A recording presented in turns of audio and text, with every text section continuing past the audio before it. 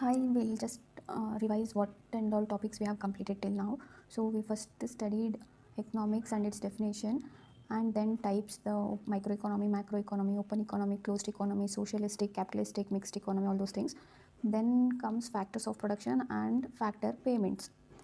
Then comes types of goods and services, which included these final goods, intermediate goods, then consumer goods and capital goods. Then we have studied GDP, GNP, then national income where depreciation and all came in, and GDP and GNP at market price andre enu, then factor cost andre enu, all these things, and also the capital investment and capital formation, how it happens, and capital output ratio, incremental capital output ratio, growth versus development, externalities, both positive externalities, negative externalities, while like talking about is GDP the true welfare measure of the economy.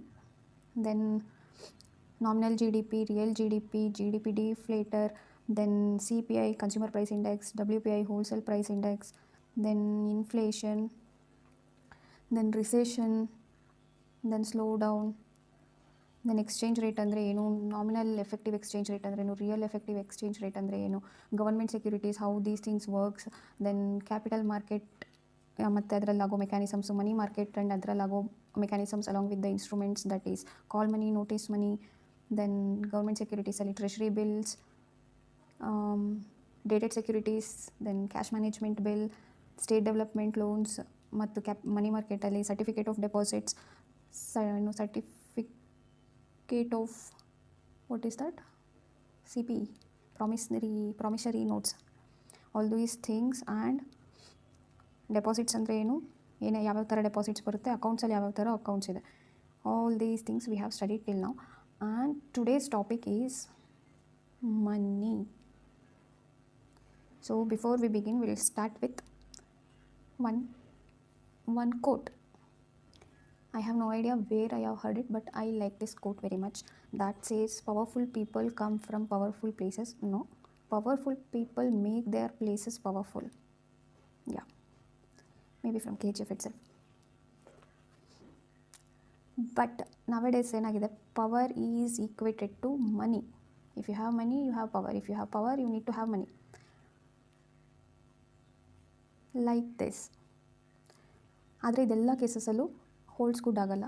ಮನಿ ಎಷ್ಟೊಂದು ಜನದ ಹತ್ರ ಬೇಜಾನಿದೆ, but are they acting powerful? Sorry, no offence, but Rahul Gandhi have lot of money, but do we see him as a powerful leader? No. Also power ಇರುತ್ತೆ, ಮನಿನೂ ಇರುತ್ತೆ, but will they use best use of that money? For example, ನಮ್ಮ corrupted IPS officers ಏನಿರ್ತಾರೆ, not only like civil servants but also politicians, power ಇದೆ, money ಇದೆ, use ಇದೆಯಾ? No. So ಇದರಲ್ಲಿ I need to add ethics and morals. Money plus ethics and morals gives you power. This is my definition. But the topic here is how this money is created, circulated and supplied. So this is the theme of today's class. We'll do that. So what does money supply means is, so our next topic name is money supply. Let me change the pen. Money supply. Money supply anta andre all the money which is being circulated in the economy and held by public. ಆಯಿತಾ? ಅದರಲ್ಲಿ ಏನೇನು include ಆಗುತ್ತೆ ಅಂದರೆ currency notes, coins plus deposits of public in the banks. ಆಯಿತಾ? ನಮ್ಮ ಹತ್ರ ಇವಾಗ ಏನೇನು ಕರೆನ್ಸಿ ಇದೆ, ನನ್ನ ಹತ್ರ ಇವಾಗ ಫಾರ್ ಎಕ್ಸಾಂಪಲ್ ನನ್ನ ಹತ್ರ ಪರ್ಸಲ್ಲಿ ಒಂದು 1,000 ರೂಪಾಯಿ ಇದೆ, ಅಕೌಂಟಲ್ಲಿ ಒಂದು 4,000 ರೂಪಾಯಿ ಇದೆ. ಆಯಿತಾ? ಕಾಯಿನ್ಸು ಒಂದು 20 ರೂಪಾಯಿ ಕಾಯಿನ್ ಇದೆ. ಇದಿಷ್ಟು ನಂದು ಓನ್. ಆಯಿತಾ? ನನ್ನ ಹತ್ರ ಹೆಲ್ಡ್ ಮಾಡಿರೋ ಅಮೌಂಟ್ ಇಷ್ಟಿದೆ ನನ್ನ ಹತ್ರ. So if I need to say what is the money supply I have with me is 1,000, 4,000, 5,000, 20 ರೂಪಾಯಿ. ಅದೇ ಥರ ಹೋಲ್ ಇಕಾನಮಿಯಲ್ಲಿ if you calculate including every publics, ಆವಾಗ ನಿಮಗೆ ಒಂದು ಈ ಥರ ಸಮ್ ಬರುತ್ತಲ್ವ, ದಟ್ ಈಸ್ ಮನಿ ಸಪ್ಲೈ. ಹಾಗಾದರೆ ಬ್ಯಾಂಕ್ ಹತ್ರ ಇಟ್ಟಿರುತ್ತೆ ಅಲ್ವಾ, ಕರ್ನಾಟಕ ಬ್ಯಾಂಕು SBI ಹತ್ರ ಸಮ್ ಅಮೌಂಟ್ ಆಫ್ ದುಡ್ಡು ಇಟ್ಟಿರುತ್ತೆ, ಅದು ಇನ್ಕ್ಲೂಡ್ ಮಾಡಲ್ವಾ ಇದರಲ್ಲಿ? ನೋ, ಮಾಡಲ್ಲ. Because it is only public money held by public alone ನಾವೇನಂತ ಹೇಳೋದು, ಮನಿ ಸಪ್ಲೈ ಅಂತ ಹೇಳೋದು. So bank to bank RBI ಹತ್ರ ಎಷ್ಟು ಮನಿ ಇರುತ್ತೆ ಅದನ್ನ ಹಾಗಾದರೆ ನಾವು ಮನಿ ಸಪ್ಲೈಯಲ್ಲಿ ಕ್ಯಾಲ್ಕುಲೇಟ್ ಮಾಡ್ತೀವಾ? ನೋ. ಗವರ್ಮೆಂಟ್ ಹತ್ರ ಇರೋನ ನಾವು ಮನಿ ಸಪ್ಲೈಯಲ್ಲಿ ಇನ್ಕ್ಲೂಡ್ ಮಾಡ್ಕೊತೀವ ನೋ. ಇಲ್ಲಿ ಅವ್ನು ಟ್ರಿಕ್ ಮಾಡ್ತಾನೆ. Money supply includes which of the following ಈ ಥರ ಕೊಡ್ತಾನೆ ಒಂದು ಸ್ಟೇಟ್ಮೆಂಟು. ಬಿಸ್ನೆಸ್ಸಲ್ಲಿ ಇಷ್ಟು ಪ್ರಾಫಿಟ್ ಅರ್ನ್ ಮಾಡಿರ್ತಾನೆ, ಆ ಪ್ರಾಫಿಟ್ ಒಂದು ಆಪ್ಷನಲ್ಲಿ ಕೊಟ್ಟಿರ್ತಾನೆ. ಆಮೇಲೆ ಏನು some bank having its reserve deposits with RBI ಅಂತ ಕೇಳ್ತಾನೆ. ಸೊ ಈ ಥರ ಆಪ್ಷನ್ಸ್ ಕೊಟ್ಬಿಟ್ಟು ಟ್ರ್ಯಾಪ್ ಮಾಡ್ತಾನೆ. ಸೊ ಅಲ್ಲಿ ಯಾವ್ಯಾವ ಆಪ್ಷನ್ಸ್ನ ಸೆಲೆಕ್ಟ್ ಮಾಡಬೇಕು ಅಂದರೆ ಓನ್ಲಿ ಆಪ್ಷನ್ ವಿಚ್ ಇಸ್ ಅಲ್ಲಿ like indicating it is the money of public alone ಅಂಥ ಆಪ್ಷನ್ಸ್ನ ಮಾತ್ರ ಸೆಲೆಕ್ಟ್ ಮಾಡಿದ್ರೆ you will arrive to the right answer. Okay, so this is money supply. So ಹಾಗಿದ್ರೆ ಎಲ್ಲ ಮನಿನ RBIನೇ ಸರ್ಕ್ಯುಲೇಟ್ ಮಾಡೋದು ಯಾರು RBIನೇನಾ ಅಥವಾ ಗವರ್ಮೆಂಟ್ ಸರ್ಕ್ಯುಲೇಟ್ ಮಾಡುತ್ತಾ? So all money is circulated by RBI itself. So answer is yes. Does all money circulated by RBI? Yes. ಹಾಗಾದರೆ all currency printed and minted by RBIನಾ? ಎಲ್ಲ ನಮ್ಮ ಇಂಡಿಯಾದಲ್ಲಿ ಎಷ್ಟೆಷ್ಟು ಯಾವ್ಯಾವ ಥರದ ಕರೆನ್ಸಿ ಇದೆ ಎಲ್ಲ RBIನೇನ ಮಾಡೋದು ಪ್ರಿಂಟ್ ಮತ್ತು mint? Answer is no. Why means ₹1 note ಮತ್ತು ಕಾಯಿನ್ಸ್ಗಳೇನಿದೆ ಇದು ಮಾಡೋದು government of India, not RBI. But ಇದನ್ನು ಈ ₹1 ನೋಟು ಕಾಯಿನ್ಸ್ ಮತ್ತು ಕಾಯಿನ್ಸ್ ಎಲ್ಲ ಏನಿದೆ ಇದು RBI ಪರ್ಚೇಸ್ ಮಾಡ್ಕೊಂಡ್ಬಿಡುತ್ತೆ. ಸೊ ದಟ್ ಮನಿ ಎಲ್ಲ ಒಂದು ಕಡೆ ಸೇರಿ ಇಲ್ಲಿ ಇವನೇ ತಾನೇ ಸರ್ಕ್ಯುಲೇಟ್ ಮಾಡೋದೆಲ್ಲನೂ. ಸೊ ಇವನ ಹತ್ರನೇ ಇದು ಹೋದರೆ easy to supply this money to the public. ಅದಕ್ಕೆ RBI ಗವರ್ಮೆಂಟ್ ಹತ್ರದಿಂದ ಪರ್ಚೇಸ್ ಮಾಡಿರ್ತಾನೆ. If you have observed note ಮೇಲೆ ರಿಸರ್ವ್ ಬ್ಯಾಂಕ್ ಆಫ್ ಇಂಡಿಯಾದವ್ರು ಸೈನ್ ಹಾಕಿರ್ತಾರೆ ಗವರ್ನರು, ಆಮೇಲೆ reserve bank of India owes ಅಂತಲೇ ಏನೋ ಬರೆದಿರುತ್ತೆ. ಬಟ್ ಕಾಯಿನ್ಸ್ ಮೇಲೆ ಇಲ್ಲಿ ಗವರ್ಮೆಂಟ್ ಆಫ್ ಇಂಡಿಯಾ ಇಲ್ಲಿ ಡೇಟ್ ಇರುತ್ತೆ. ಡೇಟ್ ಅಂದರೆ year of coin being minted. ಆಯಿತಾ? So sole authority to issue notes and coins ಯಾರಾಗ್ತಾರೆ ಹಾಗಾದರೆ? RBI, not government. ಈ ಥರ ಕೇಳ್ತಾನೆ. ಏನು ನೋಟ್ಸ್ನ ಇಶ್ಯೂ ಮಾಡೋದು RBI ಆದರೆ ಕಾಯಿನ್ಸ್ನ ಇಶ್ಯೂ ಮಾಡೋದು ಗವರ್ಮೆಂಟ್ ಅಂತ. ಸ್ಟೇಟ್ಮೆಂಟು ಅಸ್ಯೂಮ್ ನೋಡಿದ ತಕ್ಷಣ ಅಸಂಪ್ಷನ್ಸ್ ಕರೆಕ್ಟ್ ಅಂತ ಅನ್ಸ್ಬಿಡುತ್ತೆ, but it is not correct. Authority to issue notes and currency coins ಇರೋದು ಯಾರ ಹತ್ರ? RBI ಮಾತ್ರ. ಇದು ಮಿಂಟ್ ಮಾಡುತ್ತೆ, ಕರೆಕ್ಟ್. ಗವರ್ಮೆಂಟ್ ಏನು ಮಾಡುತ್ತೆ, ₹1 ನೋಟು ಮತ್ತು ಕಾಯಿನ್ಸ್ನ ಮಿಂಟ್ ಮಾಡ್ಕೊಳ್ಳುತ್ತೆ. ಆದರೆ ಅದನ್ನು ತಗೊಂಡು ಅದನ್ನು ಮಾರ್ಕೆಟಿಗೆ ಬಿಡೋದು ಯಾರು? RBI. Okay, I hope this is clear. ಈಗ ನೆಕ್ಸ್ಟ್ ಕ್ವಶನ್ ಬರುತ್ತೆ ಏನಂತ, ಹಾಗಾದರೆ ಮನಿ ಅನ್ನೋದೇನಿದೆ ಇದು ಅಸೆಟ್ RBIಗೆ ಲಯಬಿಲಿಟಿನ? ಯಾರಿಗೆ ಅಸೆಟ್ ಯಾರಿಗೆ ಲಯಬಿಲಿಟಿ ಅಂತ ಕ್ವಶನ್ ಬರುತ್ತೆ. ಸೊ ಅದಕ್ಕೆ ನಾವು ವಾಪಸ್ ಬೇಸಿಕ್ಸಿಗೆ ಹೋಗೋಣ. ಗವರ್ಮೆಂಟ್ ಏನು ಮಾಡುತ್ತೆ? RBI ಹೇಗೆ ಕರೆನ್ಸಿ ಪ್ರಿಂಟ್ ಮಾಡುತ್ತೆ? ಗವರ್ಮೆಂಟ್ ಅದಕ್ಕೆ ಏನಾದರೂ ಒಂದು ಬ್ಯಾಕಿಂಗ್ ಕೊಟ್ಟಿದ್ರೆ RBI ಕರೆನ್ಸಿ ಪ್ರಿಂಟ್ ಮಾಡುತ್ತೆ. ಇದನ್ನು ನಾವು ಲಾಸ್ಟ್ ಕ್ಲಾಸಸಲ್ಲಿ ನೋಡಿದ್ವಿ ಅಲ್ವಾ. So government securities, gold, forex reserve ಕೊಡುತ್ತೆ, ಆಯಿತಾ, ಗವರ್ಮೆಂಟು RBIಗೆ. ಸೊ ಇದನ್ನು ಇಟ್ಕೊಂಡು ಅದ್ರ ಈಕ್ವಿವೆಲೆಂಟ್ ಅಮೌಂಟಲ್ಲಿ ಪ್ರಿಂಟ್ ಮಾಡುತ್ತೆ ಕರೆನ್ಸಿ RBI. ಗವರ್ಮೆಂಟ್ ಏನು ಮಾಡ್ತಿದೆ? ₹1 ನೋಟ್ಸ್ ಮತ್ತು ಕಾಯಿನ್ಸ್ನ ಗವರ್ಮೆಂಟ್ ಮಿಂಟ್ ಮಾಡ್ತಿದೆ. ಇದನ್ನು ಮತ್ತೆ ಪರ್ಚೇಸ್ ಮಾಡ್ತಿರೋದು ಯಾರು? RBI. ಈಗ ನೀನು ಎಲ್ಲಾದರೂ ಗೋಲ್ಡ್ ಅಂಗಡಿಗೆ ಹೋಗ್ಬಿಟ್ಟು ಗೋಲ್ಡ್ ಪರ್ಚೇಸ್ ಮಾಡ್ತೀಯ, ಅದನ್ನು ನೀನು ಯಾರಿಗಾದರೂ ವಾಪಸ್ ಕೊಡಬೇಕಾ? ಇಲ್ಲ. ಈಗ RBI ಈ ಕಾಯಿನ್ಸ್ನ ಏನಾದರೂ ತೊಗೊಂಡಿದೆಯಲ್ಲ, ಪರ್ಚೇಸ್ ಮಾಡಿದೆಯಲ್ಲ, ಇದು ಗವರ್ಮೆಂಟಿಗೆ ಇವ್ನು ವಾಪಸ್ ಕೊಡಬೇಕಾ? ಇಲ್ಲ. ಇವ್ನು ಪರ್ಚೇಸ್ ಮಾಡಾಯಿತು, ಅದು ಇವ್ನಿಗೆ ಬಿಟ್ಟಿದ್ದು ಇವಾಗ, ಆಯಿತಾ. ಸೊ RBIಗೆ ಇದೇನಾಯಿತು? ಅಸೆಟ್ ಆಯಿತು, because he is the owner of these notes and coins ನಾವು RBI, ಆಯಿತಾ. ಆದರೆ ಇಲ್ಲಿ ಇವನೇನು ಪ್ರಿಂಟ್ ಮಾಡಿರ್ತಾನೆ RBI ಗವರ್ಮೆಂಟ್ ಸೆಕ್ಯೂರಿಟೀಸು, ಗೋಲ್ಡ್ ಇದನ್ನೆಲ್ಲ ಇಟ್ಕೊಂಡು. ಈಗ ಗವರ್ಮೆಂಟ್ ಸಪೋಸ್ ಗೋಲ್ಡ್ನ ತೊಗೊಂಡು ಬರುತ್ತೆ RBI ಹತ್ರ, not gold, some amount of ಇವನು ದುಡ್ಡು ಕೊಟ್ಟಿರ್ತಾನೆ ಅಲ್ವಾ, ಈ ದುಡ್ಡನ್ನ ತೊಗೊಂಡ್ಬಿಟ್ಟು ಬರುತ್ತೆ. ಆಗ RBI is liable to give that worth of gold back to the government, ಹೌದಲ್ವಾ. ಸೊ ಇನ್ನೂ ನೀಟಾಗಿ ಅರ್ಥ ಮಾಡ್ಕೊಬೇಕಂದ್ರೆ ವೆಯ್ಟ್. ಲಯಬಿಲಿಟಿ ಅಂತ ಅಂದರೆ ಏನು? Anything which you owe to someone else, that is called liability. So you owe something to someone, either a promise. ಈಗ ನೀನು ಯಾರಿಗಾದ್ರೂ ಪ್ರಾಮಿಸ್ ಮಾಡಿರ್ತೀಯ ಅಥವಾ ಒಂದು ಮಾತು ಕೊಟ್ಟಿರ್ತೀಯ, ಅದನ್ನು ನೀನು ಲಾಸ್ಟ್ ಕೊನೆ ಅವರು ನೀನು ಯಾರಿಗೆ ಮಾತು ಕೊಟ್ಟಿರ್ತೀಯ ಅವರು ಅದನ್ನು ನಿಭಾಯಿಸ್ಕೊಡು ಅಂತ ಕೇಳೋವರೆಗೂ you have to like obey to it ಅಲ್ವಾ. ಲಾಸ್ಟಲ್ಲಿ ಟೈಮ್ ಬಂದಾಗ ಅವ್ರು ಕೇಳಿದ್ರೆ ನೀನು ನಡೆಸ್ಕೊಡ್ಬೇಕು. That is your promise becomes your liability. ಈಗ ಮನೆ ಕಡೆ ನಿಮ್ಮದೆಲ್ಲ ಜವಾಬ್ದಾರಿ ಏನಿರುತ್ತೆ, ನಾಟ್ ನಿಮ್ಮದು, ನಮ್ಮದೆಲ್ಲ ಜವಾಬ್ದಾರಿ ಏನಿರುತ್ತೆ ಅದೆಲ್ಲ ನಮ್ಮ ಲಯಬಿಲಿಟಿ, ಓಕೆನಾ. ಸೊ ಇಲ್ಲಿ ಒಂದು ಎಕ್ಸಾಂಪಲ್ ತೊಗೊಳ್ಳೋಣ. ಸಂಜಯ್ ಅಂತ ಒಬ್ಬರು ಇದ್ದಾರೆ, ಇಲ್ಲಿ ಯಶ್ ಅಂತ ಒಬ್ಬ ಇದ್ದಾನೆ. ಯಶ್ ಏನು ಮಾಡ್ತಿದ್ದಾನೆ? ಸಂಜಯ್ಗೆ ಗೋಲ್ಡ್ ಕೊಡ್ತಾ ಇದ್ದಾನೆ, ಎಷ್ಟೋ ವರ್ತಿರೋ ಗೋಲ್ಡು, ಆಯಿತಾ. ಆ ಗೋಲ್ಡ್ ಬದಲಿಗೆ ಸಂಜಯ್ ಏನು ಮಾಡ್ತಿದ್ದಾನೆ? ಈ ಥರ ಪ್ರಾಡಕ್ಟ್ಸ್ಗಳನ್ನ ಕೊಡ್ತಾ ಇದ್ದಾನೆ, ಓಕೆನಾ. ಈ ಪ್ರಾಡಕ್ಟ್ಸ್ಗಳನ್ನ ಕೊಡ್ತಾನೆ ಯಶ್ಗೆ. ಯಶ್ ಏನು ಮಾಡ್ತಾನೆ? ಈಗ ಯಶ್ಗೆ ಏನಾದರೂ ವಾಪಸ್ ಗೋಲ್ಡ್ ಬೇಕಾಗುತ್ತೆ ಅಂತ ಅಂದರೆ ಎಲ್ಲ ಬೇಡ, ಬರೀ ಒಂದೇ ಒಂದು ಪ್ರಾಡಕ್ಟಿನಷ್ಟು ಗೋಲ್ಡು ನನಗೆ ಬೇಕು ಅಂತ ವಾಪಸ್ ಕೊಡ್ತಾನೆ ಸಂಜಯ್ಗೆ. ಈ ಬಾಕ್ಸ್ನ ಸಂಜಯ್ಗೆ ವಾಪಸ್ ಕೊಟ್ಟರೆ ಸಂಜಯ್ ಏನು ಮಾಡಬೇಕು? ಈ ಬಾಕ್ಸ್ದು ವರ್ತ್ ಎಷ್ಟಿರುತ್ತೋ ಅಷ್ಟು ಗೋಲ್ಡ್ನ ಯಶ್ಗೆ ಕೊಡಬೇಕು ಅಲ್ವಾ. ಬಿಕಾಸ್ ಇದ್ರ ಮೇಲೆ ಅವ್ನು ಬರ್ದುಕೊಟ್ಟಿರ್ತಾನೆ, I am promising you that this product has this amount of worth and I will give you that value of product in return to you ಅಂತ ಇದ್ರ ಮೇಲೆ ಬರ್ಕೊಟ್ಟಿರ್ತಾನೆ. ಸೊ ಈಗ you replace Yash with public or government and Sanjay ಪರ್ಪಸ್ಫುಲ್ಲಿನೇ ತೊಗೊಂಡಿದ್ದು, because Sanjay Malhotra is ನಾವು the RBI governor, ಆಯಿತಾ. So this person is RBI. So RBI ನಮಗೆ ಇದೆಲ್ಲ ಏನು ಕರೆನ್ಸಿ ನೋಟ್ಸ್ ಅಂತ ಅಂದ್ಕೊಳ್ಳೋಣ. 500 ರೂಪಾಯಿ ನೋಟು, ಆಮೇಲೆ 100 ರುಪೀಸು, 200 ರುಪೀಸು, ಆ ಥರದ್ದು. ಸೊ ಈಗ ಯಶ್ ಏನಾದರೂ ಅಥವಾ ಪಬ್ಲಿಕ್ ಏನಾದರೂ RBIಗೆ 500 ರೂಪಾಯಿ ತೊಗೊಂಡೋಗಿ ಕೊಟ್ಟರೆ, ಅಲ್ಲಿ 500 ರೂಪಾಯಿ ವರ್ತಿರೋದು ಏನಿರುತ್ತೆ ಅಷ್ಟು ಪ್ರಾಡಕ್ಟ್ ನಮಗೆ ಕೊಡಬೇಕು RBI. ಅದನ್ನೇ ಅವನು ಈ ನೋಟ್ ಮೇಲೆಲ್ಲ ಪ್ರಾಮಿಸ್ ಮಾಡಿರೋದು, ದಟ್ ಐ ಪ್ರಾಮಿಸ್ ಅಂತ ಅಂದ್ಬಿಟ್ಟು. ಓಕೆನಾ. ಸೊ ಏನಾಗುತ್ತೆ, see if Yash give Sanjay this 1 piece back, Sanjay owes Yash equivalent worth of gold. So ಯಶಿಗೆ ಗೋಲ್ಡ್ ಕೊಡಲೇಬೇಕು ಅವನು, ಅಷ್ಟು ಈಕ್ವಿವೆಲೆಂಟ್ ಅಮೌಂಟ್.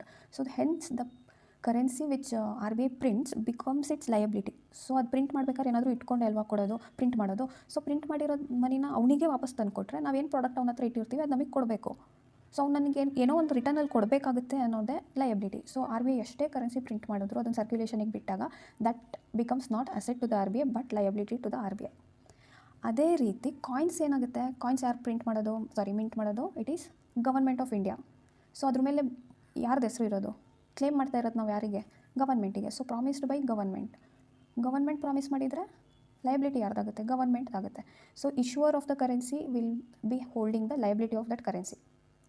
ಇದೆ ಒಂದೇ ಒಂದು ಸ್ಟೇಟ್ಮೆಂಟ್ ಗೊತ್ತಿದ್ರು ಸಾಕು, ಯಾರು ಇಶ್ಯೂ ಮಾಡಿರ್ತಾರೆ ಆ ಕರೆನ್ಸಿ ಅವರೇ ಅದಕ್ಕೆ ಲಯಬಿಲಿಟಿನೂ ತಗೊಂಡಿರ್ತಾರೆ. So money is circulated by RBI but promised by government, ಈ ಮನಿ ಅಲ್ವಾ. ಈಗ ಕಾಯಿನ್ಸ್ನ ತೊಗೊಂಡು ನಾನು RBI ಹತ್ರ ಕ್ಲೇಮ್ ಮಾಡೋದಕ್ಕಾಗಲ್ಲ. ಕಾಯಿನ್ಸ್ನ ನಾನು ಯಾರಿಗೆ ಕ್ಲೇಮ್ ಮಾಡಬೇಕು, ಗವರ್ಮೆಂಟ್ ಹತ್ರ ಕ್ಲೇಮ್ ಮಾಡಬೇಕು. Hence it is the liability of government ಅಂತ ಹೇಳ್ತೀವಿ ಕಾಯಿನ್ಸಿಗೆ. ಸೊ 1 ರೂಪೀಸ್ ಮತ್ತು ಕಾಯಿನ್ಸ್ದು ಲಯಬಿಲಿಟಿ ಯಾರಿಗೆ ಹೋಗುತ್ತೆ, ಗವರ್ಮೆಂಟಿಗೆ ಹೋಗುತ್ತೆ. ಮತ್ತು ರಿಮೈನಿಂಗ್ ನೋಟ್ಸ್ ಎಲ್ಲ ಏನಿದೆ ಅದ್ರ ಲಯಬಿಲಿಟಿ ಯಾರಿಗೆ ಹೋಗುತ್ತೆ, RBIಗೆ ಹೋಗುತ್ತೆ. I hope this is very clear to you ನಾ. ಹಾಗಿದ್ರೆ ಇದೆಲ್ಲ ಎಲ್ಲಿ ರೆಕಾರ್ಡ್ ಆಗಿದೆ, ಯಾರು ಏನು ಲೀಗಲಿ ಎಲ್ಲಾದರೂ ಬರೆದಿದ್ದಾರೆ ಇದನ್ನೆಲ್ಲ ಅಂತ ಕೇಳಿದ್ರೆ, yes, all these things that is ಇದಕ್ಕೆಲ್ಲ ಇಷ್ಟಕ್ಕೆ ಇದು ಲಯಬಿಲಿಟಿ ತೊಗೊಬೇಕು, ಅದಕ್ಕೆ ಅದು ಲಯಬಿಲಿಟಿ, ಇದಕ್ಕೆ ಅಸೆಟ್ ಆಗುತ್ತೆ, ಅದೆಲ್ಲ ಎಲ್ಲಿ ಮೆನ್ಷನ್ ಮಾಡಿದ್ದಾರೆ ಅಂದರೆ RBI ಆ್ಯಕ್ಟ್ 1934 ಇದರಲ್ಲಿ ಇವೆಲ್ಲ ಇದೆ. ಸೊ ಸೆಕ್ಷನ್ 26 ಏನು ಹೇಳ್ತಾನೆ ಅಂತಂದರೆ, ಈ liabilities of RBI are further guaranteed by government of India. So if RBI fails to fulfil your its liability, then who will fulfil that liability ಅಂತ ಅಂದರೆ government of India. So double security ಆಯಿತು ನಮಗೆ ಮನಿ ಮೇಲೆ. Okay, next question ಬಂದುಬಿಟ್ಟು, money ಏನಿದೆ that is just a piece of paper or does it have any value. So ಆ ಪೇಪರಿಗೆ ನಾವು ದುಡ್ಡು ಅನ್ನೋದು, ಅದ್ರ ಮೇಲೆ ಏನು ಬೆಲೆ ಇದೆ ಅದನ್ನು ನಾವು ದುಡ್ಡು ಅಂತ ಇರೋದು. ಅಫ್ಕೋರ್ಸ್ ಆ ವ್ಯಾಲ್ಯೂಗೆ ನಾವು ದುಡ್ಡು ಅಂತ ಇರೋದು. ಆ ಪೇಪರಿಗೆ ಏನು ಕಾಸ್ಟು, ಒಂದು 50 ಪೈಸೆ, 1 ರೂಪಾಯಿ, ಎಲ್ಲ ಪ್ರಿಂಟಿಂಗ್ ಎಲ್ಲ ಸೇರಿ ಮೇ ಬಿ ಒಂದು 3 ರೂಪಾಯಿ ಅಷ್ಟಿರುತ್ತೆ ಅಷ್ಟೇ. ಬಟ್ ಅದ್ರ ಮೇಲೆ 500 ರೂಪಾಯಿ ಅಂತ ಇದ್ದರೆ ಅದ್ರ ಬೆಲೆ ಏನಾಯಿತು, 500 ರೂಪಾಯಿ ಆಯಿತು ಅಲ್ವಾ. ಕಾಯಿನ್ಸಲ್ಲೂ ಅಷ್ಟೇ, ನಾಟ್ ಓನ್ಲಿ ಏನು ನೋಟ್ ಅಷ್ಟೇ ಅಲ್ಲ, ಕಾಯಿನ್ಸಲ್ಲೂ ಅಷ್ಟೇ. ಆ ಮೆಟಲಿಗೆ ನಾವು ಬೆಲೆ ಕೊಡ್ತಾ ಇರೋದಾ, ಅಥವಾ ಕಾಯಿನ್ ಏನಿದೆ ಅದ್ರ ಮೇಲೆ ಎಷ್ಟು ನಂಬರ್ ಬರೆದಿದೆ ಅನ್ನೋದ್ರ ಮೇಲೆ ನಾವು ಬೆಲೆ ಕೊಡ್ತಾ ಇರೋದಾ. ಆಬ್ವಿಯಸ್ಲಿ ಆ ನಂಬರಿಗೆ ಅಲ್ವಾ. ಸೊ ಇದನ್ನ ಏನು ಹೇಳ್ತಾರೆ ಅಂದರೆ, ನಮ್ಮ ಹತ್ರ ಏನು ಮನಿ ಇದೆ ಅದಕ್ಕೆ ಇಂಟ್ರಿನ್ಸಿಕ್ ವ್ಯಾಲ್ಯೂ ಇಲ್ಲ, ಅದರದ್ದೇ ಆದ ಓನ್ ವ್ಯಾಲ್ಯೂ ಇಲ್ಲ. RBI ಅಥವಾ ಗವರ್ಮೆಂಟ್ ಅದಕ್ಕೆ ಯಾವ ವ್ಯಾಲ್ಯೂನ ಡಿಸೈಡ್ ಮಾಡ್ತಾರೋ ಆ ಮೆಟಲ್ ಅಥವಾ ಆ ಪೇಪರಿಗೆ ಅಷ್ಟು ವ್ಯಾಲ್ಯೂ ಆಗಿಬಿಡುತ್ತೆ. So this does not have any intrinsic value, but the value is approved by government for coins and RBI for notes. So ಅದೇ ಕಾರಣಕ್ಕೆ ನಮ್ಮ ಕರೆನ್ಸಿನ we consider it as fiat money. Fiat money ಅಂತ ಅಂದರೆ its value is derived not from its internal substance but from authority like government. So ಆ ಥರ ಕರೆನ್ಸೀಸ್ನ we call it as fiat money. ಹಾಗಾದರೆ ಎಲ್ಲ ಫಿಯಾಟ್ ಮನಿನೂ ಲೀಗಲ್ ಟೆಂಡರ್ ಆಗಿರುತ್ತಾ? Legal tender ಅಂದರೆ ಏನು? Will do that. So legal tender, ಈಗ ಸಪೋಸ್ ನಿನ್ನ ಹತ್ರ ಕ್ಯಾಶ್ ಇದೆ, ಇದರ್ ನೋಟ್ ಆರ್ ಕಾಯಿನ್ಸ್, ಮತ್ತು ಮೆಟಲ್ಸ್ ಕೂಡ ಇದೆ, ಗೋಲ್ಡು, ಸಿಲ್ವರು, ಆಯಿತಾ. ಫೈನಾನ್ಷಿಯಲ್ ಇನ್ಸ್ಟ್ರೂಮೆಂಟ್ಸ್ ಇದೆ, ಬಾಂಡ್ಸ್ ಇದೆ, ಶೇರ್ಸ್ ಇಟ್ಕೊಂಡಿರ್ತೀಯ. ಇವಾಗ ಇವಿಷ್ಟು ಎಲಿಮೆಂಟ್ಸಲ್ಲಿ ನೀನು ಏನಾದರೂ ಪರ್ಚೇಸ್ ಮಾಡಬೇಕು ಅಂದರೆ ಯಾವುದನ್ನು ಅಕ್ಸೆಪ್ಟ್ ಮಾಡ್ಕೊತಾರೆ ಅಂಗಡಿಯವರು, ಅಥವಾ ಎಲ್ಲಿಗೆ ಹೋಗದೆ ನೀನು ಪರ್ಚೇಸ್ ಮಾಡೋಕ್ಕೆ ಆಗಲಿ, ಅವರು ಯಾವುದನ್ನು ಅಕ್ಸೆಪ್ಟ್ ಮಾಡ್ಕೊತಾರೆ? ಗೋಲ್ಡ್ ಕೊಟ್ಟರೆ ಅಕ್ಸೆಪ್ಟ್ ಮಾಡ್ಕೊತಾರಾ? ಈ ಗೋಲ್ಡಿಗೆ ಪ್ರಾಡಕ್ಟ್ ಕೊಡಿ ಅಂತ ಅಂದರೆ, ಅಥವಾ ನೀನು ಶೇರ್ಸ್ ನನ್ನ ಅಕೌಂಟಲ್ಲಿ ನನ್ನ TCS ಇಷ್ಟು ಶೇರ್ಸ್ ಇದೆ, ಇದು ತೊಗೊಂಡು ನನಗೆ ಪ್ರಾಡಕ್ಟ್ಸ್ ಕೊಡಿ ಅಂತ ಅಂದರೆ ಅಕ್ಸೆಪ್ಟ್ ಮಾಡ್ತಾರಾ? ನೋ. ಸೊ ಬಟ್ ನೀನು ನೋಟ್ ಕೊಡ್ತೀಯಾ ಅಥವಾ ಕಾಯಿನ್ಸ್ ಕೊಡ್ತೀಯಾ? ಅಕ್ಸೆಪ್ಟ್ ಮಾಡ್ತಾರೆ ಅಲ್ವಾ. ಅಕ್ಸೆಪ್ಟ್ ಮಾಡಲೇಬೇಕು. Why means these are considered as legal tender, ಆಯಿತಾ. ನೆಕ್ಸ್ಟ್ ಕಾನ್ಸೆಪ್ಟು ಕರೆನ್ಸಿ ಅಂದರೆ ಏನು, ಕರೆನ್ಸಿ ಇನ್ ಸರ್ಕ್ಯುಲೇಷನ್ ಅಂತ ಅಂದರೆ ಏನು? ಕರೆನ್ಸಿ ಅಂತಂದರೆ ಬರೀ ನೋಟ್ ಒಂದೇ ಅಲ್ಲ ಅಥವಾ ಬರೀ ಕಾಯಿನ್ಸ್ ಅಷ್ಟೇ ಅಲ್ಲ, both notes and coins combine together are called as currency. ಹಾಗಾದರೆ ಕರೆನ್ಸಿ ಇನ್ ಸರ್ಕ್ಯುಲೇಷನ್ ಅಂತ ಅಂದರೆ it is nothing but money supply which is currency notes and coins with public, ಅಂದರೆ ಇನ್ ಕ್ಯಾಶ್ ಫಾರ್ಮಲ್ಲಿ ಎಷ್ಟಿದೆ ಮತ್ತು ಡೆಪಾಸಿಟ್ಸಲ್ಲಿ ಎಷ್ಟಿದೆ. Currency with banks, total currency public ಹತ್ರ ಎಷ್ಟಿದೆ, ಟೋಟಲ್ ಕರೆನ್ಸಿ ಬ್ಯಾಂಕ್ಸ್ ಹತ್ರ ಎಷ್ಟಿದೆ, that is currency in circulation. So ಈ ಕರೆನ್ಸಿ ಇನ್ ಸರ್ಕ್ಯುಲೇಷನ್ನ ನಾವೇನು ಮನಿ ಸಪ್ಲೈ ಅಂತ ಕರಿಬಹುದು. ಈ ಮನಿ ಸಪ್ಲೈನ ನಾವು 4 ರೀತಿಯಲ್ಲಿ ಕ್ಯಾಲ್ಕುಲೇಟ್ ಮಾಡ್ಬೋದು. ಸೊ ಏನೇನು, ಪಬ್ಲಿಕ್ ಹತ್ರ ಎಷ್ಟಿದೆ, ಬ್ಯಾಂಕ್ಸ್ ಹತ್ರ ಎಷ್ಟಿದೆ, ಇದನ್ನು 4 ರೀತಿಯಲ್ಲಿ ನಾವು ನೋಡಬಹುದು. ಸೊ ಅದನ್ನೇ ನಾವು ಮನಿ ಅಗ್ರಿಗೇಟ್ಸ್ ಅಂತ ಕರೆಯೋದು. M1, M2, M3, M4 ಅಂತ ಬರುತ್ತೆ. ಸೊ M1 ಅಂತ ಅಂದರೆ ಏನು, M1 ಅಂತ ಅಂದರೆ ಫಾರ್ ಎಕ್ಸಾಂಪಲ್ ನಾನು ಆವಾಗಲೇ ಏನು ಹೇಳಿದೆ, ಕ್ಯಾಶ್ ನನ್ನ ಹತ್ರ 1,000 ರೂಪಾಯಿ ಇದೆ. ನಂದು ಡಿಮ್ಯಾಂಡ್ ಡೆಪಾಸಿಟ್ಸಲ್ಲಿ 2 ಬರುತ್ತೆ ಅಲ್ವಾ, ಸೇವಿಂಗ್ಸು ಮತ್ತು ಕರೆಂಟ್ ಅಕೌಂಟು. ಸಪೋಸ್ ನನ್ನ ಹತ್ರ 2 ಅಕೌಂಟು ಇದೆ, ಕರೆಂಟ್ ಅಕೌಂಟು ಇದೆ, ಸೇವಿಂಗ್ಸ್ ಅಕೌಂಟು ಇದೆ. ಕರೆಂಟ್ ಅಕೌಂಟಲ್ಲಿ ಒಂದು 2 ಲಕ್ಷ ಇದೆ ಆ್ಯಂಡ್ ಸೇವಿಂಗ್ಸ್ ಅಕೌಂಟಲ್ಲಿ ಸಪೋಸ್ 50,000 ಇದೆ, 50K. ಸೊ ನಂದು M1 ಎಷ್ಟಾಗುತ್ತೆ, 2.5 ಲಕ್ಷ ಪ್ಲಸ್ 1,000 ಅಂದರೆ 2,51,000 ರೂಪಾಯಿ ಆಗುತ್ತೆ. ಸೊ ದಿಸ್ ಈಸ್ M1 ಆಗುತ್ತೆ. M2ನ ಕ್ಯಾಲ್ಕುಲೇಟ್ ಮಾಡಬೇಕು ಅಂತಂದರೆ M1ಅಲ್ಲಿ ಎಷ್ಟಿದೆ, 2.51 ಅಲ್ವಾ, 2,51,000 ಇದೆ. ನನ್ನ ಹತ್ರ ಇದೇನು savings deposit with post office savings bank ನನ್ನ ಹತ್ರ ಇಲ್ಲ, ಆಯಿತಾ, ನನ್ನ ಹತ್ರ ಇಲ್ಲ ಸೇವಿಂಗ್ಸ್ ಬ್ಯಾಂಕ್. ಪೋಸ್ಟ್ ಆಫೀಸಲ್ಲಿ ನನ್ನ ಅಕೌಂಟೇ ಇಲ್ಲ, ಸೊ ನಂದು 0. ಆದರೆ ಎಕಾನಮಿಯಲ್ಲಿ 0 ಇರೋಕ್ಕೆ ಚಾನ್ಸ್ ಇರುತ್ತೆ. ನೋ ವೇಸ್, ಒಬ್ಬರಲ್ಲ ಒಬ್ಬರು ಇಟ್ಟಿರ್ತಾರೆ, ಎಷ್ಟೊಂದು ಜನ ಇಟ್ಟಿರ್ತಾರೆ, ಸೇವಿಂಗ್ಸ್ ಡೆಪಾಸಿಟ್ ಮಾಡಿಸಿರ್ತಾರೆ ಪೋಸ್ಟ್ ಆಫೀಸ್ ಸೇವಿಂಗ್ಸ್ ಬ್ಯಾಂಕಲ್ಲಿ. ಸೊ ಅವ್ರದ್ದು ಅಮೌಂಟ್ನ ಇಲ್ಲಿ ಹಾಕೊತಾರೆ. ಈಗ ನಮ್ಮದು ಎಕ್ಸಾಂಪಲ್ ತೊಗೊಂಡಿರೋದ್ರಿಂದ ನನ್ನ ಹತ್ರ ಅಕೌಂಟೇ ಇಲ್ಲ, so it is 0. So M2 ನಂದು ಇಷ್ಟೇ ಆಗುತ್ತೆ. ಸಪೋಸ್ ನಾನು ಇವತ್ತು ಹೋಗ್ಬಿಟ್ಟು ಅಕೌಂಟ್ ಓಪನ್ ಮಾಡಿಸ್ತೀನಿ ಪೋಸ್ಟ್ ಆಫೀಸಲ್ಲಿ, ಮಾಡಿಸಿ ಒಂದು 10,000 ಇಡ್ತೀನಿ. ಆವಾಗ ಏನಾಗುತ್ತೆ, ನಂದು M2 2.61 ಆಗುತ್ತೆ, ಆಯಿತಾ. ನೆಕ್ಸ್ಟು M3ನ ಕ್ಯಾಲ್ಕುಲೇಟ್ ಮಾಡಬೇಕಾದ್ರೆ M2ನ ತೆಗೆದ್ಬಿಟ್ಟು ಇಲ್ಲಿಗೆ ಹಾಕ್ಬಾರ್ದು, M1ನೇ ಇಲ್ಲಿಗೆ ಹಾಕಬೇಕು. ದಟ್ ಈಸ್ 2.51 ಇತ್ತಲ್ವ ನನ್ನ ಕೇಸಲ್ಲಿ. ಇಲ್ಲೇನೋ ಟೈಮ್ ಡೆಪಾಸಿಟ್ಸ್ ನಂದು FD ಮಾಡಿಸಿರ್ತೀನ ಅದು. ಸೊ ಅಸ್ಯೂಮ್ ನಂದೊಂದು 10 ಲಕ್ಷದ FD ಇದೆ, ಆಯಿತಾ. ಸೊ ನಂದು M3 ಎಷ್ಟಾಗುತ್ತೆ ಆವಾಗ, 12.51 ಆಗುತ್ತೆ, 12,51,000 ರೂಪಾಯಿ ಆಯಿತು, ಆಯಿತಾ. ಇದು ನಂದು M2. M1 ಎಷ್ಟು. M4ನ ಕ್ಯಾಲ್ಕುಲೇಟ್ ಮಾಡ್ತೀನಿ ಅಂತಂದರೆ M3ನ ಇಲ್ಲಿಗೆ ಹಾಕೋಬೇಕು, which is 12.51 total deposits with post office savings bank. So post office savings ಬ್ಯಾಂಕ್ಸಲ್ಲಿ ನನ್ನ ಅಕೌಂಟೇ ಇರಲಿಲ್ಲ, ಆದರೆ ನಾನಿಲ್ಲಿ ಸೇವಿಂಗ್ಸ್ ಅಕೌಂಟ್ ಮಾಡಿಸ್ಕೊತೀನಿ ನಾಳೆ ಅಂತ ಹೇಳಿದೆ. 10,000 ಹಾಕ್ಸಿರ್ತೀನಿ ಅಂತ ಹೇಳಿದೆ. ಅದೇ ಥರ ಟೋಟಲ್ ಡೆಪಾಸಿಟ್ಸ್ ಅಂತ ಅಂದರೆ ಯಾವ್ಯಾವ ಬರುತ್ತೆ, ಡಿಮ್ಯಾಂಡ್ ಮತ್ತು ಟೈಮ್ 2 ಬರುತ್ತೆ. ಸೊ ನಾನು ಸೇವಿಂಗ್ಸ್ ಡೆಪಾಸಿಟ್ ಅಂದರೆ ಡಿಮ್ಯಾಂಡ್ ಡೆಪಾಸಿಟ್ ಆಯಿತಾ. ಪೋಸ್ಟ್ ಆಫೀಸ್ ಸೇವಿಂಗ್ಸ್ ಬ್ಯಾಂಕಲ್ಲೂ ಒಂದು 10 ಲಕ್ಷದ FD ಮಾಡಿಸ್ತೀನಿ ಅಂತ ಅನ್ಕೊ. ಸೊ 10 ಪ್ಲಸ್ ಇಲ್ಲಿ 10,000 ಇತ್ತಲ್ವ ಸೇವಿಂಗ್ಸು, ಇದರಲ್ಲಿ ಬರೀ ಟೈಮ್ ಅಷ್ಟೇ ಕೇಳ್ತಾ ಇಲ್ಲ, ಟೋಟಲ್ ಕೇಳ್ತಿದ್ದಾನೆ ಅಲ್ವಾ. 10 ಪ್ಲಸ್ ಈ 10,000ನೇ ಅಷ್ಟೇ, ಇದು 10 ಲಕ್ಷ. ಈಗ ಎಷ್ಟಾಗುತ್ತೆ, 12.5 ಅಂದರೆ 20.5 20.61 ಆಯಿತು. ಇದು ನಂದು M4. ಸೊ ನಾವು ಕರೆನ್ಸಿ ಇನ್ ಸರ್ಕ್ಯುಲೇಷನ್ ಅಂತ ಅಂದರೆ ಏನು ಹೇಳಿದ್ವಿ, ನಮ್ಮ currency held by public plus currency in the banks ಎಷ್ಟಿರುತ್ತೆ ಅದು. ಸೊ ಇದೆಲ್ಲ ಯಾರ್ದು, ಬ್ಯಾಂಕ್ದು ಕರೆನ್ಸಿನ ಅಥವಾ ನಂದು ಕರೆನ್ಸಿನ, ನಂದೇ ತಾನೇ ನಾನು ಇಷ್ಟೋ ತನಕ ಎಲ್ಲ ಕ್ಯಾಲ್ಕುಲೇಟ್ ಮಾಡಿರೋದು, ಬ್ಯಾಂಕಲ್ಲಿ ಇಟ್ಟಿರೋದು ನನ್ನ ದುಡ್ಡನ್ನೇ ನಾನು ಕ್ಯಾಲ್ಕುಲೇಟ್ ಮಾಡಿರೋದು. ಸೊ ಇದರಲ್ಲಿ ಬ್ಯಾಂಕ್ ಹತ್ರ ಇಟ್ಕೊಂಡಿರುತ್ತಲ್ಲ ಅದನ್ನೆಲ್ಲ ಕ್ಯಾಲ್ಕುಲೇಟ್ ಮಾಡಲ್ಲ, ಮತ್ತು ಬ್ಯಾಂಕು RBI ಹತ್ರ ರಿಸರ್ವ್ ಆಗೆಲ್ಲ ಇಟ್ಟಿರುತ್ತಲ್ವ ಅದನ್ನೆಲ್ಲ ಕ್ಯಾಲ್ಕುಲೇಟ್ ಮಾಡಲ್ಲ, ಅಥವಾ ಗವರ್ಮೆಂಟ್ ಇಟ್ಟಿರ್ತಾನಲ್ಲ ಬ್ಯಾಂಕ್ ಹತ್ರ ಅದನ್ನೆಲ್ಲ ಕ್ಯಾಲ್ಕುಲೇಟ್ ಮಾಡಲ್ಲ. ಓನ್ಲಿ ಪಬ್ಲಿಕ್ ಮನಿ ಅಷ್ಟೇ ಕ್ಯಾಲ್ಕುಲೇಟ್ ಮಾಡೋದು ಈ ಮನಿ ಸಪ್ಲೈಯಲ್ಲಿ ಅಥವಾ ಮನಿ ಅಗ್ರಿಗೇಟ್ಸಲ್ಲೂ. ಸೊ ಇದ್ರ ಮೇಲೂ ಸುಮಾರು ಥರದ ಕ್ವಶನ್ ಕೇಳ್ತಾನೆ. ಒಂದ್ಸಲ ಏನು ಕೇಳಿದ್ದ ಅಂತಂದರೆ, ಏನೋ ಒಂದು ಎಕನಾಮಿಕ್ ಟ್ರಾನ್ಸಾಕ್ಷನ್ ಕೊಟ್ಬಿಟ್ಟು ಏನು ಆಪ್ಷನ್ ಎ ಅಲ್ಲಿ ಒಂದು ಪರ್ಸನ್ನು ಒಂದು ಪ್ರಾಡಕ್ಟ್ನ 10,000 ರೂಪಾಯಿ ಪ್ರಾಡಕ್ಟ್ನ ಪರ್ಚೇಸ್ ಮಾಡ್ಕೊತಾನೆ. ಎರಡನೇ ಆಪ್ಷನ್ನು ಇನ್ನೊಂದು ಪರ್ಸನ್ನು 10,000 ರೂಪಾಯಿನ ಬ್ಯಾಂಕಲ್ಲಿ ಇಡ್ತಾನೆ. ಹಾಗಾದರೆ ಮನಿ ಸಪ್ಲೈಗೆ ಏನಾಗುತ್ತೆ, ಇನ್ಕ್ರೀಸ್ ಆಯಿತು, ಡಿಕ್ರೀಸ್ ಆಯಿತು, ಆಮೇಲೆ remain unchanged and none of the above question ಕೇಳ್ತಾನೆ. ಈ ಕ್ವಶನ್ನ ಹುಡುಕ್ಬಿಟ್ಟು I post it in our WhatsApp group, ಅಲ್ಲಿ ಯು ಹ್ಯಾವ್ ಟು ಆನ್ಸರ್. ಇಲ್ಲಿ ನಾನು ಇವಾಗ ಹೇಳಲ್ಲ ಅದನ್ನು, ಓಕೆನಾ. ಸೊ ದಿಸ್ ಈಸ್ ಮನಿ ಸಪ್ಲೈನ ನಾವು ಹೇಗೆ ಕ್ಯಾಲ್ಕುಲೇಟ್ ಮಾಡ್ತೀವಿ ಅಂತ. ಇದು ನಾನು ಒಂದು ಇಂಡಿವಿಜುವಲ್ ಮಾಡಿರೋದಲ್ವ, ನಂದೊಬ್ಳದೇ ಕರೆನ್ಸಿ ದುಡ್ಡು ಹಾಕ್ಬಿಟ್ಟು ನಾನು ಮಾಡಿರೋದು. ಇದನ್ನು ಹೋಲ್ ಇಕಾನಮಿಯಲ್ಲಿ ಎಷ್ಟು ಪಬ್ಲಿಕ್ ಇದ್ದಾರೆ ಅದೆಲ್ಲರದೂ ಸೇರಿ ಕ್ಯಾಲ್ಕುಲೇಟ್ ಮಾಡ್ತಾರೆ.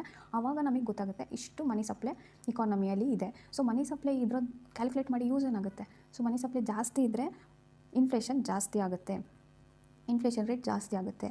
ಸೊ ಮನಿ ಸಪ್ಲೈ ಕಡಿಮೆ ಇದ್ದರೆ ಇನ್ಫ್ಲೇಷನ್ನು ಕೂಡ ಕಡಿಮೆ ಆಗ್ತಾ ಇರುತ್ತೆ. ಸೊ ಇನ್ಫ್ಲೇಷನ್ ಜಾಸ್ತಿ ಆದರೆ ಕಡಿಮೆ ಆದರೆ ಅದು ನಮಗೇನು ಮಾಡೋಕ್ಕೆ ಅಂತಂದರೆ, ಇನ್ಫ್ಲೇಷನ್ ಜಾಸ್ತಿ ಆದಾಗ ನಾವು ಮನಿ ಸಪ್ಲೈನ ಕಡಿಮೆ ಮಾಡಿ ಪ್ರೈಸಸ್ನ ಹೇಗೆ ಸ್ಟೇಬಲ್ ಮಾಡಬೇಕು ಅಂತ ಅದಕ್ಕೆ ಈ ಮೆಷರ್ಸ್ ಎಲ್ಲ ಬೇಕು. ಅದಕ್ಕೆ ಈ ಮನಿ ಸಪ್ಲೈನ ಮೆಷರ್ ಮಾಡಬೇಕು.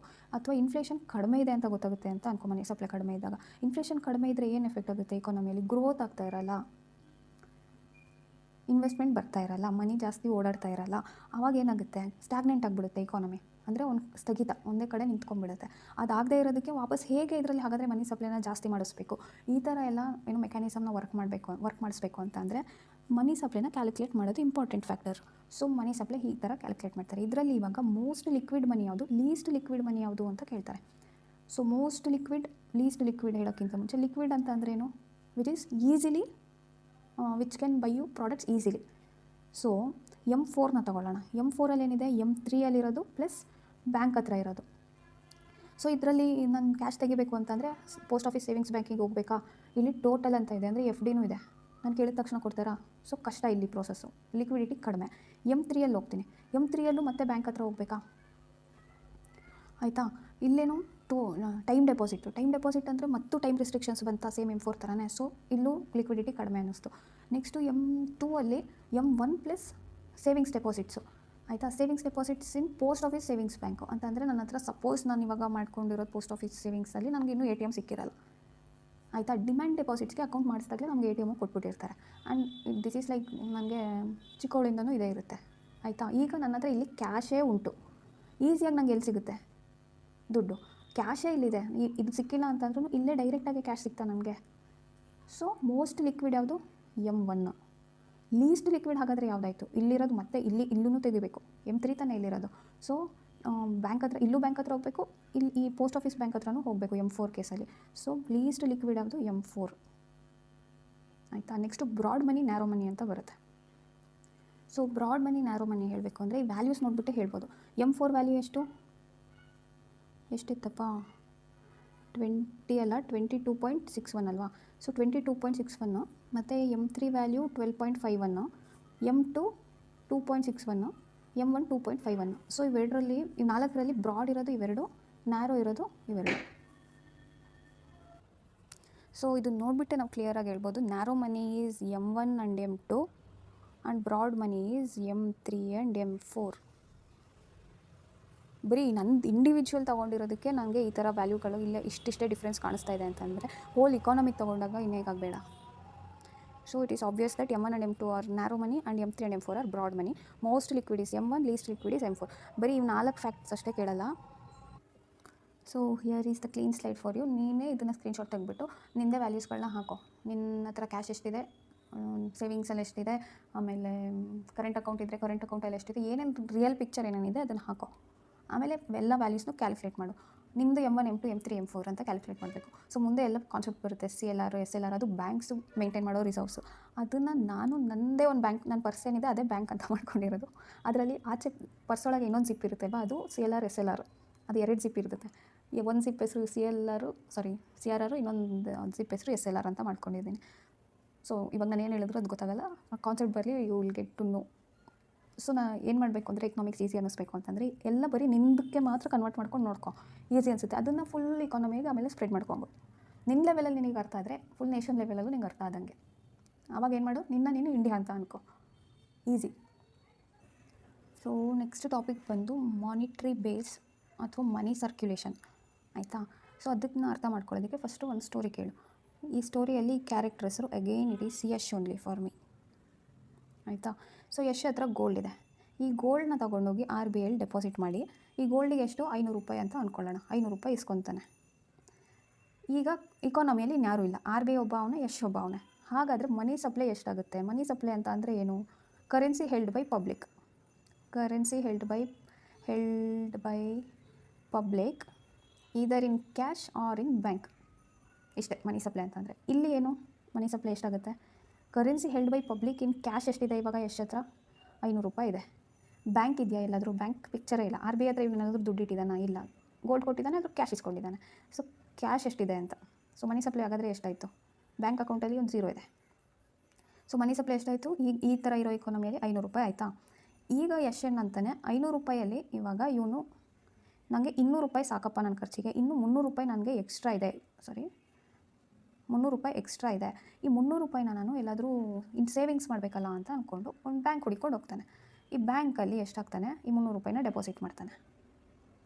ಈ ಕೇಸಲ್ಲಿ ಮನಿ ಸಪ್ಲೈ ಎಷ್ಟಾಯಿತು ಇವಾಗ? ಮನಿ ಸಪ್ಲೈ ಅಂದ್ರೇನು? Cash held by public plus deposit held by public in banks. Cash ಎಷ್ಟಿದೆ ಯಶ್ ಹತ್ರ? 200 ರೂಪಾಯಿ. ಅವ್ನ ಬ್ಯಾಂಕ್ ಹತ್ರ ಡೆಪಾಸಿಟ್ ಎಷ್ಟಿದೆ? 300 ರೂಪಾಯಿ. ಟೋಟಲ್ ಎಷ್ಟು? ಟೋಟಲ್ ಒಂದು ಮನಿ ಸಪ್ಲೈ 500 ರೂಪಾಯಿ. ಇಕಾನಮಿಲಿ ಇದ್ದಿದ್ದು 500 ರೂಪಾಯಿನೇನಾ? ಸೊ ಮೇಂಟೈನ್ಡ್ ಆಯಿತು. ಈಗ ಬ್ಯಾಂಕ್ ಹತ್ರ ಎಷ್ಟು ದುಡ್ಡು ಬಂತು? ಬ್ಯಾಂಕ್ ಹತ್ರ 0 ರೂಪೀಸ್ ಇತ್ತು ಅಂದ್ಕೊಳ್ಳೋಣ. ಈಗ ಎಷ್ಟು ಡೆಪಾಸಿಟ್ ಮಾಡಿದ್ದಕ್ಕೆ? 300 ರೂಪಾಯಿ ಬ್ಯಾಂಕ್ ಹತ್ರ ಬಂತು.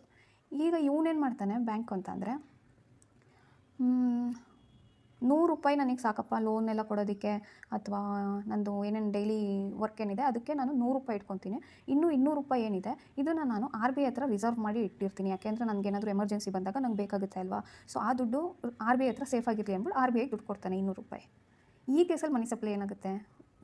1 ಮಿನಿಟ್ ನೀಟಾಗಿ ಬರೀತೀನಿ. ಸೊ 500 ಗೋಲ್ಡ್ ಕೊಟ್ಟ 500 ರೂಪಾಯಿ ಇಸ್ಕೊಂಡ. ಈ ಕೇಸಲ್ಲಿ ನಾವು 500 ರೂಪಾಯಿ ಅಂತ ಕ್ಯಾಲ್ಕುಲೇಟ್ ಮಾಡ್ಕೊಂಡ್ವಿ. ಮತ್ತೇನು ಮಾಡ್ತಾನೆ? 200 ರೂಪಾಯಿ ಇಟ್ಕೊಂಡು 300 ರೂಪಾಯಿ ಡೆಪಾಸಿಟ್ ಮಾಡ್ತಾನೆ. ಈ ಕೇಸಲ್ಲೂ ಮನಿ ಸಪ್ಲೈ ನಾವು ನೋಡಿದ್ವಿ. ನೆಕ್ಸ್ಟು ಈಗ ಬ್ಯಾಂಕ್ ಏನು ಮಾಡ್ತಾನೆ? ಬ್ಯಾಂಕ್ ತೊಗೊಂಡು ಹೋಗ್ಬಿಟ್ಟು ಏನು ಮಾಡ್ತಾನೆ? 200 ರೂಪಾಯಿನ RBIಗೆ ಡೆಪಾಸಿಟ್ ಮಾಡ್ತಾನೆ, 100 ರೂಪಾಯಿ ಇವ್ನು ಇಟ್ಕೊತಾನೆ. ಈಗ ಮನಿ ಸಪ್ಲೈ ಎಷ್ಟಾಗುತ್ತೆ? ಮನಿ ಸಪ್ಲೈ ಅಂತ ಅಂದ್ರೇನು? Cash held by public in bank and cash held by banks. ಹೌದಾ? ಸೊ 200 ರೂಪಾಯಿನ ಕ್ಯಾಶ್ ಎಷ್ಟಿದೆ ಅವನ ಹತ್ರ? 200 ರೂಪಾಯಿ. ಆಮೇಲೆ ಎಂತ ಬ್ಯಾಂಕ್ದು ಕ್ಯಾಶ್ ಎಷ್ಟಿದೆ?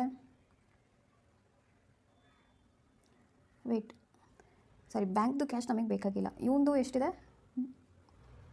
200 ರೂಪೀಸ್ ಕ್ಯಾಶ್ ಫಾರ್ಮ್ಯಾಟಲ್ಲಿ ಇದೆಯಾ? ಡೆಪಾಸಿಟ್ ಟೋಟಲ್ 300 ರೂಪೀಸ್ ಇದೆಯಾ ಇವನು ಬ್ಯಾಂಕ್ ಹತ್ರ? ಇವನು ಈ ಕಡೆ ಎಷ್ಟಾದರೂ ಮಾಡ್ಕೊಳ್ಳಿ, ಏನಾದರೂ ಮಾಡ್ಕೊಳ್ಳಿ, ಅದು ನಮಗೆ ಮನಿ ಸಪ್ಲೈಯಲ್ಲಿ ಇನ್ಕ್ಲೂಡ್ ಆಗಲ್ಲ. ಆದರೆ ಮಾನಿಟ್ರಿ ಬೇಸ್ ಅಂತ ಒಂದು ಟಾಪಿಕ್ ಬರುತ್ತೆ. ಮಾನಿಟ್ರಿ ಬೇಸ್ ಅಂತ ಅಂದ್ರೇನು? Total liability of the RBI. ಈಗ RBI ಯಾರ್ಯಾರಿಗೆ ಎಷ್ಟೆಷ್ಟು ರೂಪಾಯಿ ಕೊಡಬೇಕು ಅನ್ನೋದೇ ಮಾನಿಟ್ರಿ ಬೇಸ್, ಟೋಟಲಾಗಿ ಎಷ್ಟು ಕೊಡಬೇಕು ಅಂತ. ಅದನ್ನು ಹೇಗೆ ಕ್ಯಾಲ್ಕುಲೇಟ್ ಮಾಡ್ತೀವಿ ಅಂತಂದರೆ, ಕರೆನ್ಸಿ ಹೆಲ್ಡ್ ಬೈ ಪಬ್ಲಿಕ್ ಹತ್ರ ಕರೆನ್ಸಿ ಎಷ್ಟಿದೆ, plus currency held by banks ಹತ್ರ ಅವ್ನ ಕರೆನ್ಸಿ ಎಷ್ಟಿದೆ, ಅದೆಲ್ಲ ಅದ್ರ ಮೇಲೆಲ್ಲ ಏನು ಬರ್ದಿರುತ್ತೆ?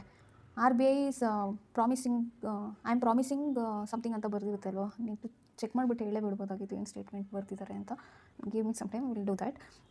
ಮಾನಿಟ್ರಿ ಬೇಸ್ ಅಂದ್ರೇನು? ಕರೆನ್ಸಿ ಹೆಲ್ಡ್ ಬೈ ಪಬ್ಲಿಕ್ ಮತ್ತು ಕರೆನ್ಸಿ ಹೆಲ್ಡ್ ಬೈ ಬ್ಯಾಂಕ್ಸು ಮತ್ತು ಡೆಪಾಸಿಟ್ ಆಫ್ ಬ್ಯಾಂಕ್ಸ್ದು ಡೆಪಾಸಿಟ್ಸ್ ಏನಿರುತ್ತೆ RBI ಹತ್ರ,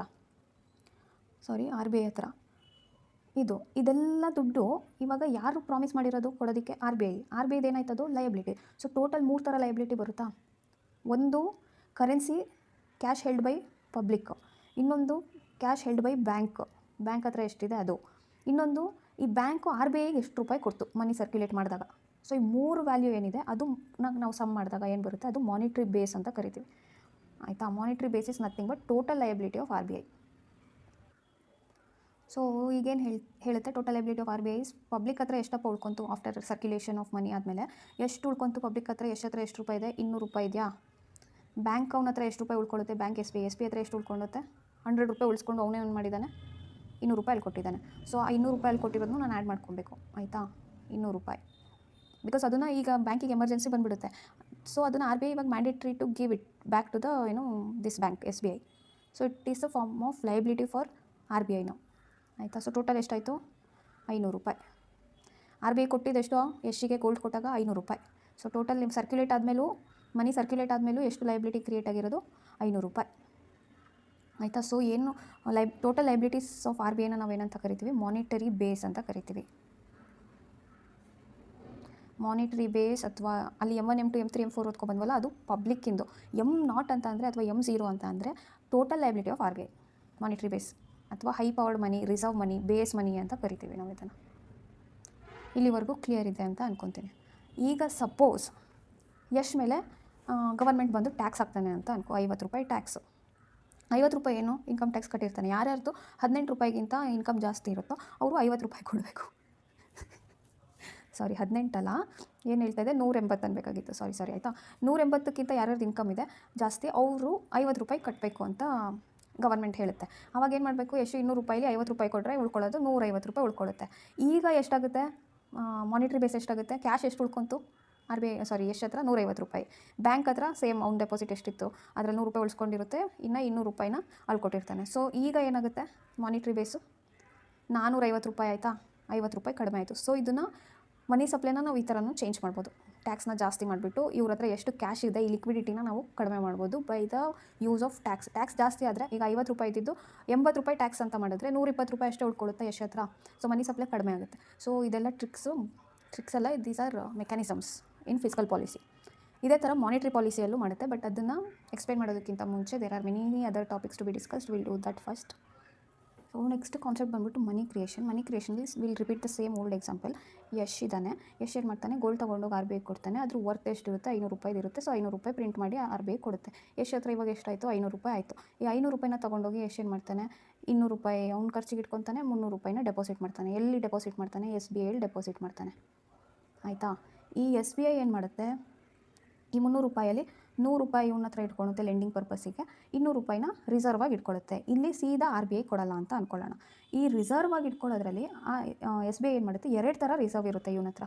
ಒಂದು ಇವನ ಹತ್ರನೇ ಇಟ್ಕೊಳ್ಳೋದು, ಇವನ ಹತ್ರನೇ ಸೇಫಾಗಿ ಎಲ್ಲಾದರೂ ಲಾಕರ್ ಥರ ಇರುತ್ತೆ, ಸೇಫ್ ಪ್ಲೇಸು, ಅಲ್ಲಿ ಇಟ್ಕೊತಾನೆ. ಅಲ್ಲಿ ಡೈಲಿ ಪರ್ಪಸ್ಸಿಗೆ ಅಲ್ಲಿಂದ ಯೂಸ್ ಮಾಡಲ್ಲ ಅವನು. ಏನೋ ಎಮರ್ಜೆನ್ಸಿ ಇದೆ ಅವಾಗ ಬೇಕಾಗುತ್ತೆ ಅಂತ ಅಂದಾಗ ಇಲ್ಲಿಂದ ತೆಗಿತಾನೆ, ಅದು ಆ ರಿಸರ್ವಲ್ಲಿ ಇಟ್ಕೊತಾನೆ. ಇನ್ನೊಂದು ರಿಸರ್ವ್ ಎಲ್ಲದಕ್ಕಿಂತ ಸೇಫಾಗಿ ಎಲ್ಲಿರುತ್ತೆ ಅಂದರೆ ಆರ್ ಬಿ ಐ ಹತ್ರ ಇರುತ್ತೆ.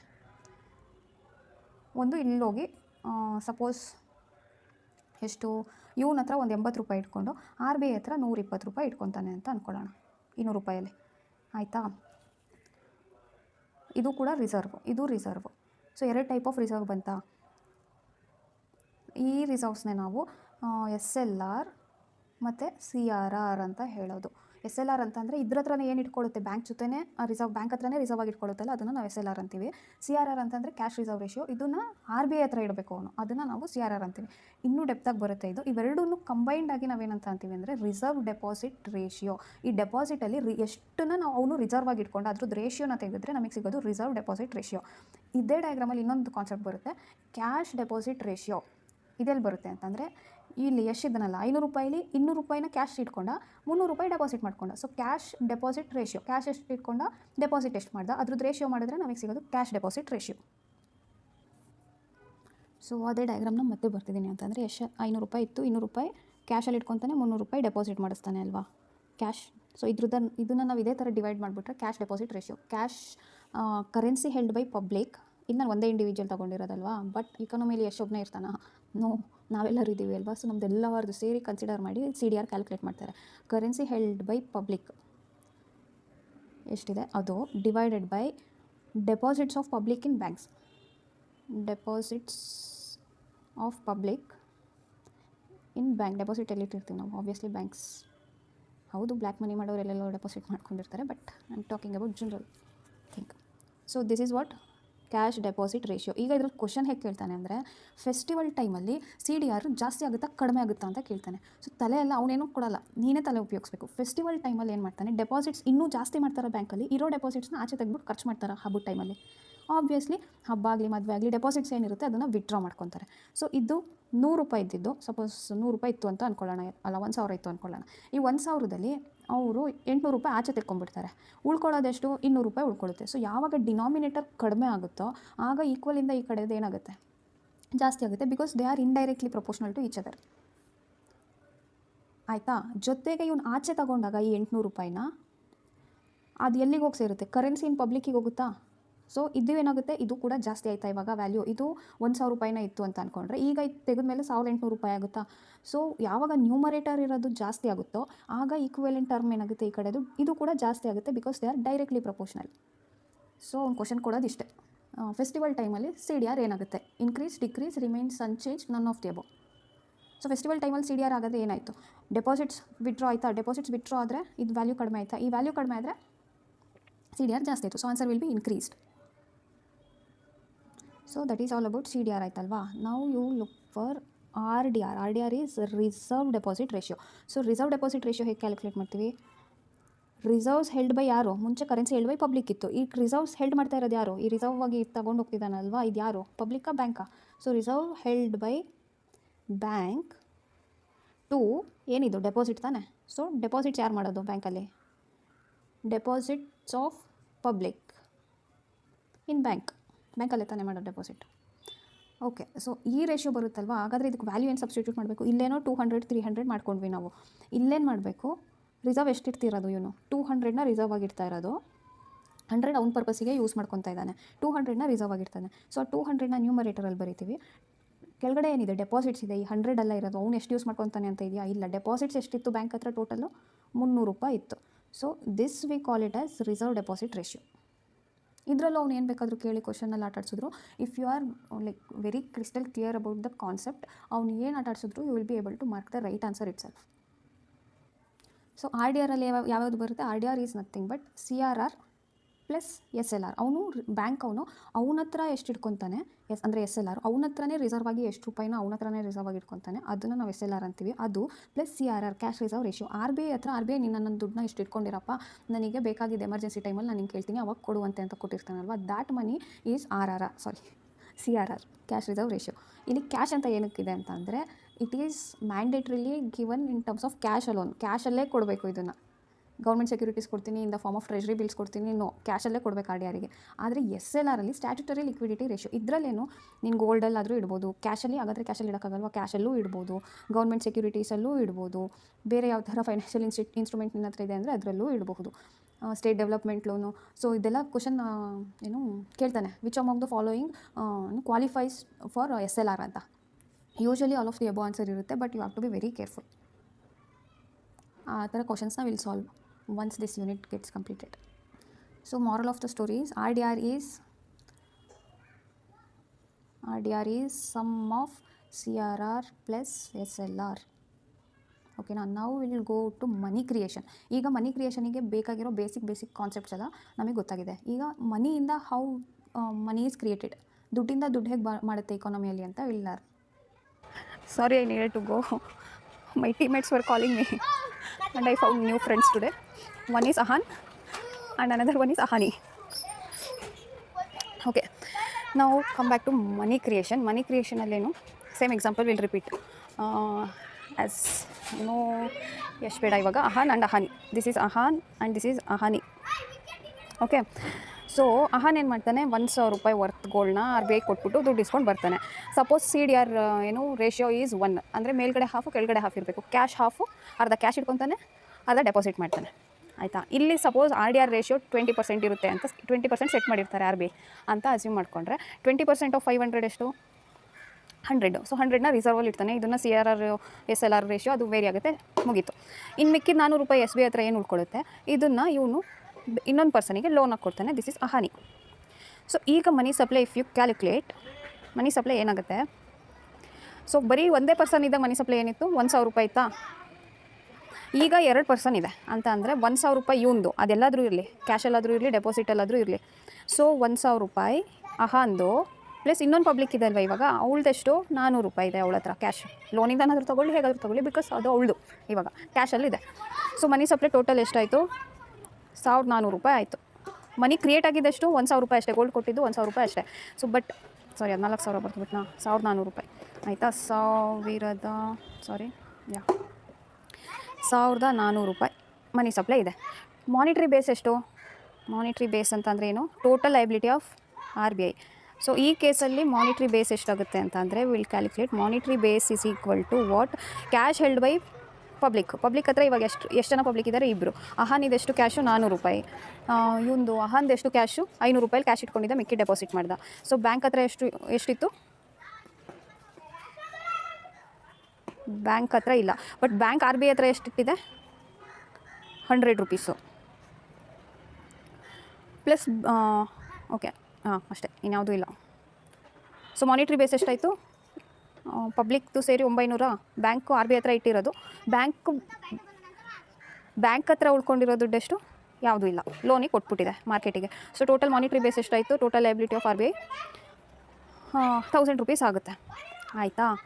ಈಗ money creation is equal to ಏನಾಗುತ್ತೆ?